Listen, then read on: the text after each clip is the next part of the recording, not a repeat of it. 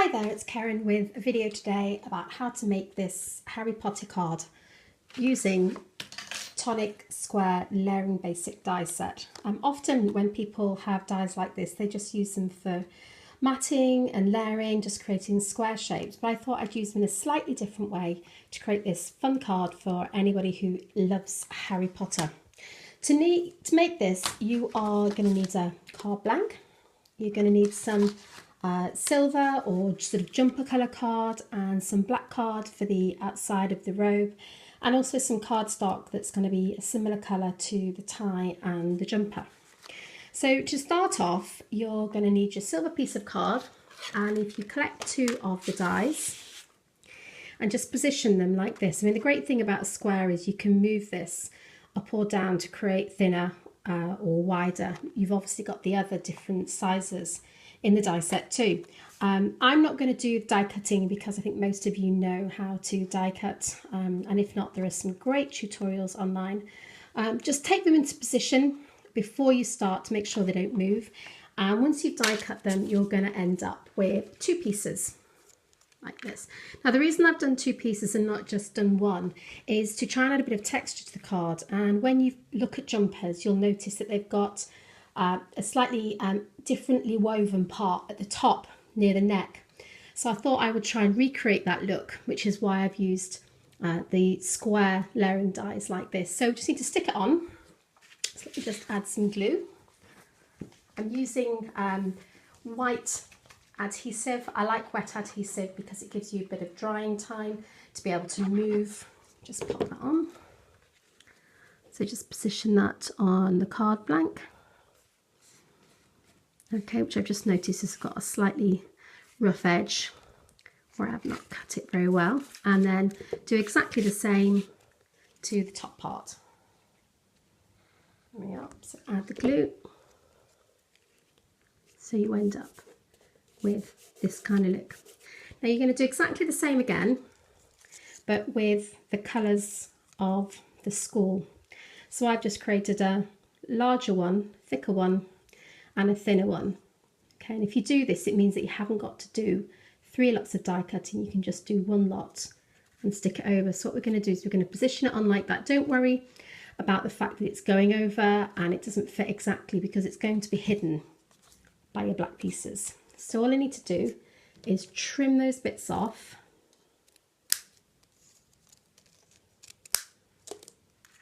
Okay, I'm going to have to trim them again in a minute. I'm just doing this by eye. Okay. And then we're just going to stick it together. So just pop that on, try and keep it as centered as possible. Okay, that's more or less centered. Obviously when you do it, you're going to take much more care with it. So we'll pop it on, and we're just going to use the lines that we've die cut to line these up.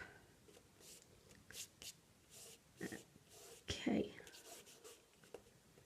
Right. So next thing, we're going to use our triangles to pop this on. Now before before this sticks completely, I'm just going to take this back off, because what I should have done first, let's put his tie on. It's always good to see everybody else make mistakes.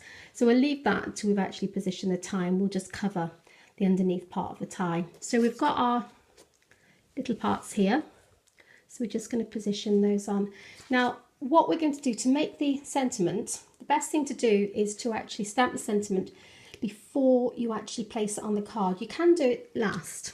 But if you see here, because when you're using heat embossing, as a rule, the cardstock tends to warp a little. So to avoid it warping and warping the actual base card, the best thing to do is to do it first and then pop it on afterwards. So for my embossing, I've just got some Nuvo embossing powder, and you're going to need an embossing pad with a clear sticky ink.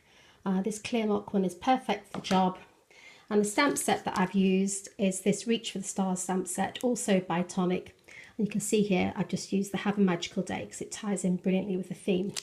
So So again, I'm not going to do that. If you want to know how to do heat embossing, there are lots of tutorials online that you can have a look at. If I turn it over, you can see I've got Have a Magical Day. So we'll stick these bits on top as well.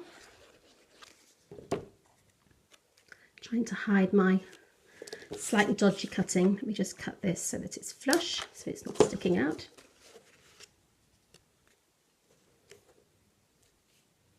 Okay, and again, line those up with the edges.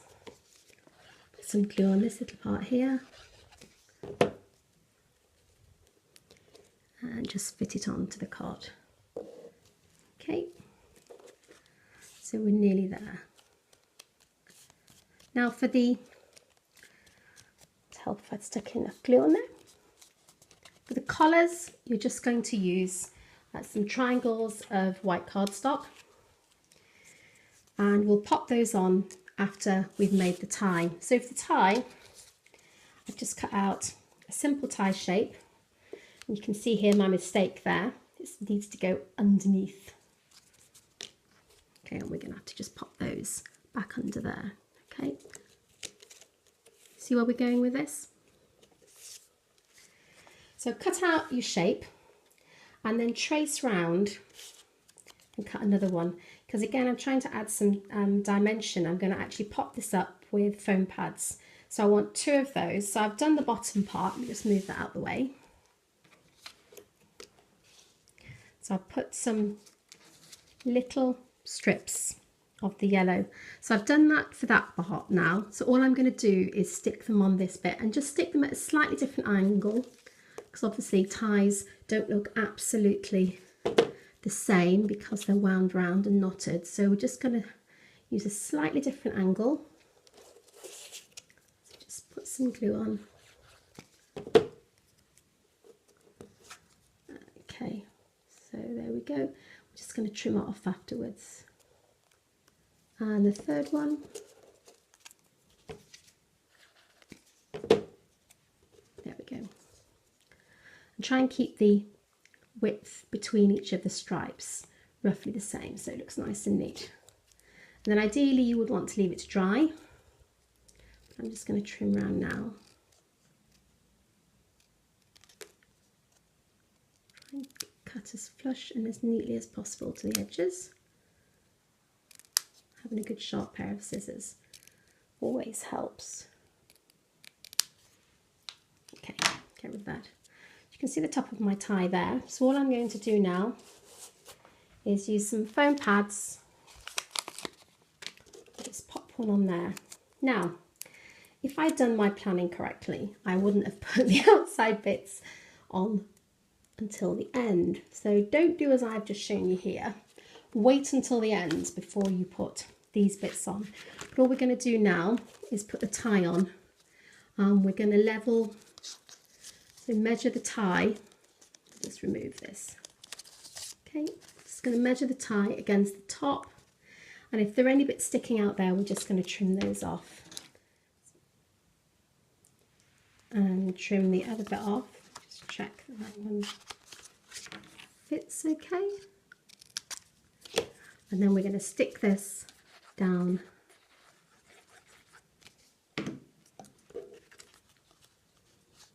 centering it at the top like that. Okay, that's more or less centered.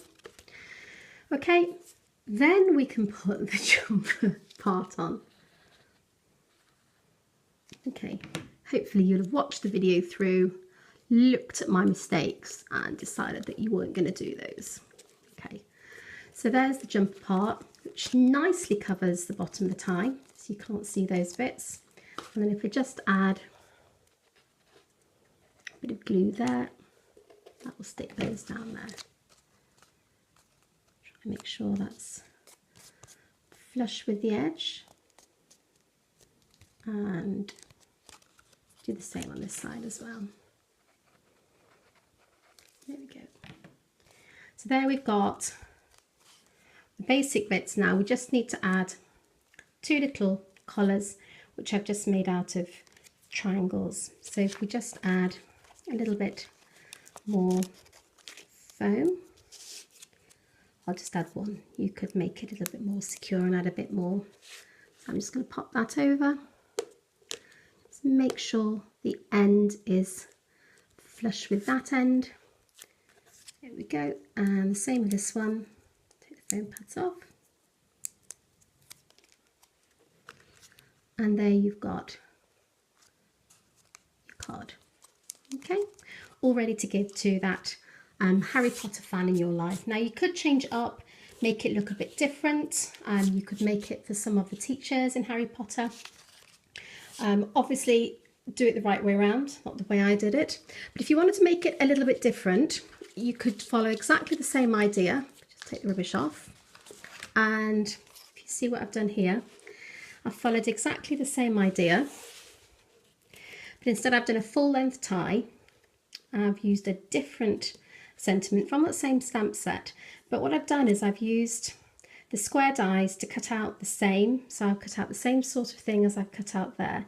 I've just added a little bit of colour and you now have a graduation card. Granted, graduation season is practically over for now, but there are graduations all the way through the year, and obviously this would be great for preparation for next year. So if you put that on like that,